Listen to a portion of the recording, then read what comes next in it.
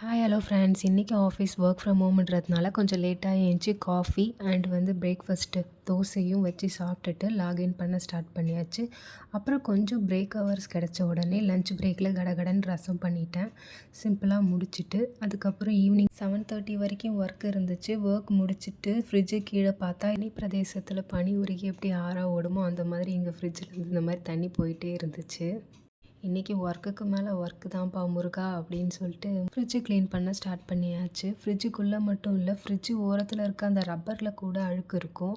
அதை இது போல் ஸ்க்ரப்பர் வச்சு க்ளீன் பண்ணாலே ஈஸியாக க்ளீன் ஆகிடும். அப்புறம் ஃப்ரிட்ஜுக்கு வெளியும் இது போல் மேக்னட்ஸ்லாம் எடுத்து ஃப்ரிட்ஜுக்குள்ளே இருக்க திங்ஸும் எடுத்து க்ளீன் பண்ணிவிட்டு செட் பண்ணியாச்சு. இப்போ எப்படி இருக்குன்னு பாருங்கள், ரொம்ப க்ளீனாக இருக்குது. மறக்காமல் எப்போ ஃப்ரிட்ஜ் க்ளீன் பண்ணாலும் ஸ்விட்ச் ஆஃப் பண்ணிவிட்டு ஃப்ரிட்ஜ் க்ளீன் பண்ணுங்கள்.